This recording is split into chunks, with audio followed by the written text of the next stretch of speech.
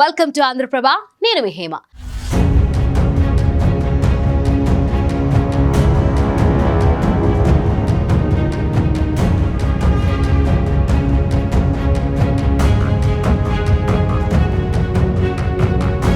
Anakapalli MP సీట్ల నుంచి పోటీ చేయడానికి జనసేన కీలక నేత నాగబాబు సిద్ధంగా ఉన్నారని వార్తలు వస్తున్నాయి.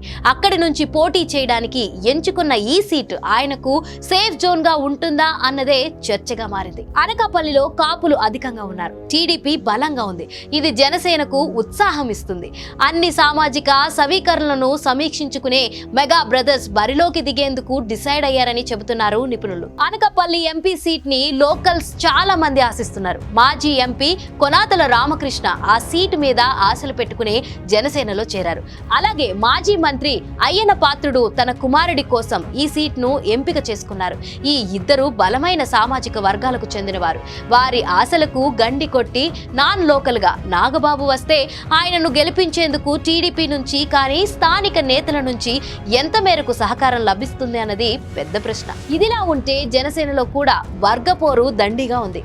అనకాపల్లి పార్లమెంట్ పరిధిలోని అసెంబ్లీ నియోజకవర్గాల్లో చాలా చోట్ల టీడీపీ జనసేనల మధ్య సఖ్యత లేదు.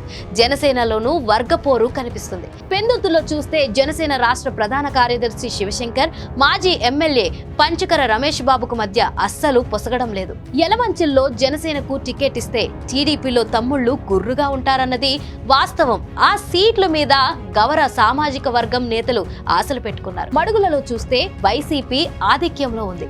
ఇక్కడ టీడీపీలో రెండు వర్గాలు ఉన్నాయి.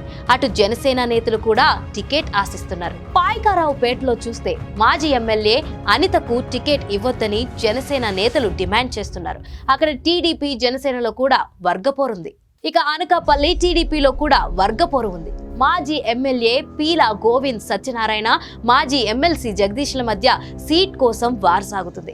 ఇక్కడ జనసేన నేత గంటా బంధువు అయిన పరుచూరి భాస్కర్ రావు సీట్ కోరుతున్నారు.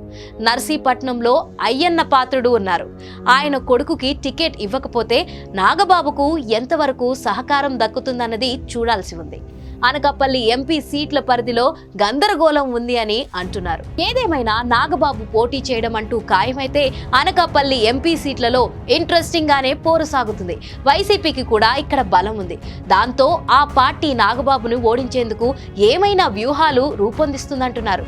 దీనికంటే నాగబాబు నర్సాపురం నుంచి మరోసారి పోటీ చేస్తే గెలుపు ఖాయమంటున్నారు.